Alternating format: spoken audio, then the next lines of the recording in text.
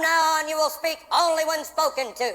And the first and last words out of your filthy sewers will be served. Hey, what's up everyone? Today we're gonna be taking a look at Full Metal Jacket. If we take a look at the film in its entirety, it's hard not to see it as two distinct movies. You've got the boot camp sequence, largely featuring Private Pyle and Gunnery Sergeant Hartman. Then Private Joker goes to Vietnam, where he's hit with the reality that war is in fact hell. I think I'm in the majority when I say the first half was more memorable, though in saying that, both parts are complementary and definitely needed. On that note, let's get right into the video. Here are 30 facts you didn't know about Full Metal Jacket.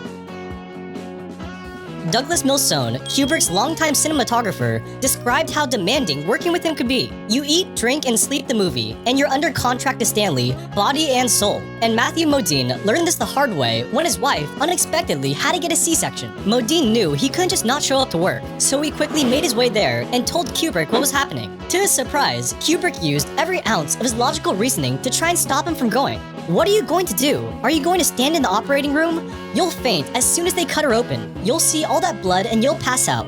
Modine told him, no, I have to go. But Kubrick ignored him and gave reason after reason why he didn't need to be there. So Modine did what he had to do, pulled out a knife, and told him, look, I'm going to cut my hand open and I'm going to have to go to the hospital. Or you can let me go to the hospital to be with my wife. Kubrick finally relented and told him to come back right away. But here's the crazy thing. Modine wasn't even scheduled to film that day, and he ended up not even filming for another 3 days after that. The opening sequence of Gunnery Sergeant Hartman kindly welcoming the new recruits to boot camp is, in my opinion, the highlight of the film. One thing you'll notice is that the scene called for a 360-degree shooting approach as Hartman walks in circles around the room. This meant that all the lighting had to be stationed outside, as any inside would be picked up in the shot. So to give the set a natural feel with sunlight streaming in, they had 24,000 watts burning outside each of the windows. In the film, during the scene in the conference room, there's a sign posted on the wall that reads, "We will defend to the death our right to be misinformed." Vincent D'Onofrio holds the record for the most weight gain for a movie role at 75 pounds. D'Onofrio explained how being 280 pounds literally made people treat him differently. Women didn't look at me. Most of the time, I was looking at their backs as they were running away. People used to say things to me twice because they thought I was stupid. And much like how his character had difficulties with the obstacle course, D'Onofrio did as well. And he actually injured his knee so badly on the course that he had to get surgery to fix it. Get the off of my obstacle! Get the down off of my obstacle! Now!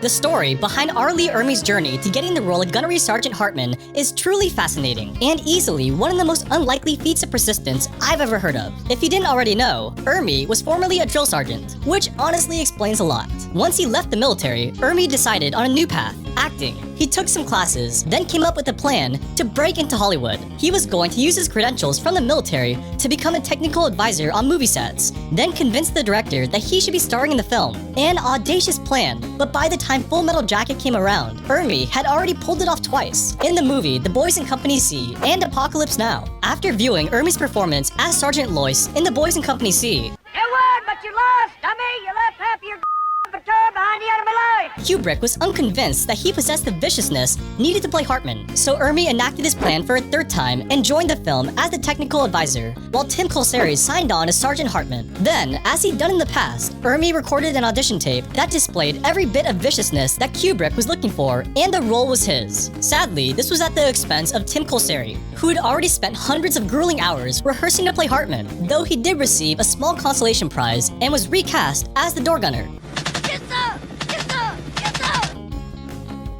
Stanley Kubrick was definitely not the type of filmmaker who included references in his films to previous works. That is, with one exception. In 2001: A Space Odyssey, A Clockwork Orange, The Shining, and Full Metal Jacket, 7 diamonds make a recurring appearance in each of the films. Which begs the question, what was Kubrick trying to convey? To be honest, I really don't know, and your guess is as good as mine.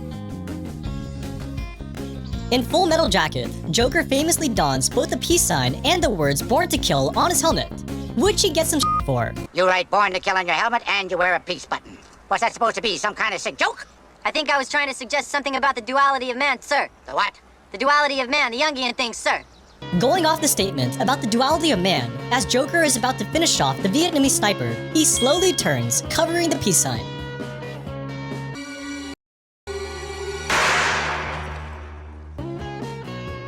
To play the cutthroat Sergeant Hartman, R. Lee Ermey wrote over 150 pages worth of insults to use on the poor actors. Because of his mastery in breaking down and insulting the recruits, Kubrick allowed Ermey to improvise almost half of his dialogue. This led to some pretty hilarious sequences on set, an example being in the opening scene. I bet you're the kind of guy that would a person in the and not even have the common courtesy to give him a reach around. Kubrick immediately yelled cut and asked Ermey, "What the hell is a reach around?" Ermey explained what it was and why it was uncourteous, and Kubrick agreed and told him to carry on.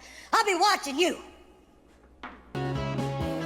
When Sergeant Hartman bestows Leonard with the nickname Gomer Pyle, From now on, you're Gomer Pyle. this was actually a reference to the TV show Gomer Pyle, USMC. And while the Gomer Pyle of the TV show wasn't mentally challenged, like the Gomer Pyle of Full Metal Jacket, it's easy to see why Hartman would call him that. What's your name? Gomer Pyle? The original script featured a much different ending to the film in that Joker didn't survive. It was only after multiple conversations with Matthew Modine that Kubrick decided to change it. Modine told him he should live Stanley, because that's the real horror and the real tragedy of war.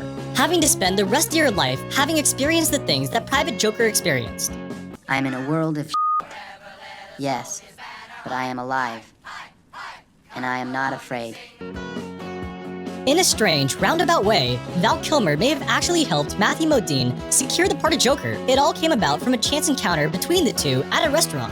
Modine was eating with a friend when they saw Kilmer, and the friend decided to introduce them as they'd never met before. But when Kilmer came over, he was less than enthused and reportedly said, "Yeah, I know who you are. I'm sick of you. Now you're doing Kubrick's film." Modine explained how he'd recently gotten a string of big parts in Birdie, Mrs. O'Fell, and Vision Quest, roles that Kilmer was up for as well, but obviously lost out on. The only thing was, Matthew Modine wasn't doing Full Metal Jacket yet. In fact, at that stage, Kubrick didn't even know he existed, but this random encounter set off a light bulb inside Modine's head, which led to him calling up his manager. They sent in audition tapes, and as the saying goes, the rest is history.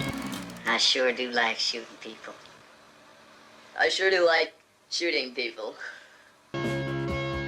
To put it lightly, R. Lee Ermey had a very unique way of rehearsing. It consisted of Kubrick's assistant, Leon Vitali, throwing tennis balls and oranges at him, which Ermey had to catch and throw back as quickly as possible while saying his lines and not missing a beat. Any slip up and they'd start over. This was repeated until 20 error-free runs were achieved. As a result of this ludicrous style of rehearsal, Ermey's dialogue was so immaculate that for most scenes, Kubrick only required him to do around 2 or 3 takes. To put that in perspective, Kubrick demanded that most scenes be shot around 10 or 15 times, while some had to be refilmed a whopping 30 to 40 times. There was, however, one scene with Ermey that had to be filmed over and over. It was the part with the jelly donut, and it took a total of 37 tries to get it just right. Open your mouth. They're paying for it. You eat it. Ready? Exercise. Although Stanley Kubrick was a filmmaker and had a pilot's license, it's been said he had a serious phobia when it came to flying. This meant that after his move to England in the early 60s, he absolutely refused to travel to make his remaining films. Full Metal Jacket was no exception, and every scene, big or small, was filmed in his adopted home country. The problem was, England of course looks nothing like Vietnam. So to create a more authentic looking environment, he had 200 palm trees flown in from California and also imported over 100,000 tropical plants from Hong Kong. Here's how long Full Metal Jacket took to finish filming. Oliver Stone got the go-ahead to make Platoon based on the fact that Kubrick was also making a Vietnam War film and then beat him to the box office by a full 6 months. A huge reason for this was a car crash that R. Lee Ermey suffered right in the middle of filming. He broke all the ribs on one side of his body, and it was 4.5 months before he was alright to finish shooting. Full Metal Jacket was certainly not shy with its graphic depiction of war, although some scenes went a little too far and had to be cut. The first of these scenes involved a game of soccer played not with a soccer ball, but a human head. The second would have taken place in the ending sequence with the dying sniper. Instead of Animal Mother telling Joker to put the sniper out of her misery, he takes it upon himself and decapitates her. Mirroring their on-screen relationship, Matthew Modine and Vincent D'Onofrio didn't exactly get along on set. Really look like today, Leonard. Modine said it all started when D'Onofrio got on his case for joking around with extras on the set. You see, D'Onofrio was from the Lee Strasberg School, or method acting, while Modine studied under the Stella Adler way, which was more focused on acting from imagination. Modine explained how he just got weirder and weirder as he went into this world his character was entering into. Because of all this, Modine said he often wonders about the towel scene, and if it was, here's a couple for the movie, and here's a couple from me, you f***er. Though in the end, Modine says it was all in pursuit of making something great, and the two are still good friends to this day.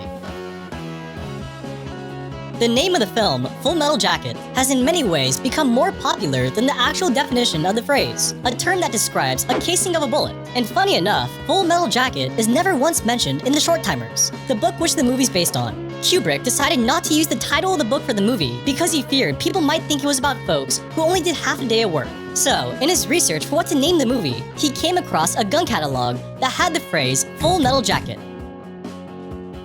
Deciding whether or not to get the hooker, Joker says the following. Be sure you only f the ones that cough.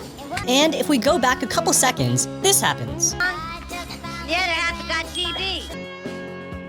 Gustav Hasford was the author of The Short-Timers and a bit of a wild card. Although Kubrick adapted his book into Full Metal Jacket, the pair only met once, a dinner which ended with Kubrick passing a note to his friend that read, "I can't deal with this man." From there, the relationship soured to the point of a dispute in the form of screenwriting credits. Hasford felt he deserved a full screenwriting credit, while Kubrick only wanted to give him an additional dialogue credit. This lasted a full year until Kubrick finally relented and gave Hasford what he wanted. When asked about it, Hasford said he threatened to go to the press and tell them, "Hey, I'm a Vietnam veteran and Kubrick's ripping me off." During filming of the boot camp scenes, R. Lee Ermey would yell at the actors for up to 10 hours a day. Also, to give a more convincing performance on both sides, the cast never met Ermey prior to filming. They didn't rehearse at all together, and hanging out between takes was strictly forbidden. I can't hear you. Sound off like you got a pair. Contrary to what you might think of Stanley Kubrick after watching Full Metal Jacket, the man was supposedly a huge animal lover. It's even been said he once gave his family 15 pages of instructions for how to take care of his cats. So when a family of rabbits was killed by an explosion during filming, Kubrick was so distraught, he told everyone to take the rest of the day off. When it came to Private Pyle's mental breakdown, the film stayed pretty true to the book apart from one small detail. Right before Sergeant Hartman gets shot, he smiles. The book describes it as an evil smile, and then he says, "Private Pyle, I'm proud," before Pyle shoots him. He never gets to finish that statement, but we can assume that Hartman was proud he finally made Pyle into a killer even at the expense of his own life. A cool little detail from the book that I wish made it into the script. What is your major malfunction, numbnuts? This scene provides some very subtle foreshadowing of Private Pyle's rampage. If we slow things down, you can see that Private Pyle's been collecting ammunition as evidenced by his supposedly spent magazine still having bullets in it. As anyone who's seen the film could tell you, Matthew Modine played Private Joker, and his real name is never spoken. He goes by Private Joker during training, and then after, he's promoted to Sergeant Joker. Although, during one run-through of the obstacle course, we get a quick glimpse of his name. J.T. Davis is a reference to the first man killed during ground combat in Vietnam, Specialist James T. Davis. Vincent D'Onofrio first heard about the role of Private Pyle through Matthew Modine. At the time, D'Onofrio was working as a bouncer at a nightclub and barely had any acting experience. But he figured, screw it, I might as well try. So he rented a video camera, dressed up in some army fatigues, and gave it his best shot.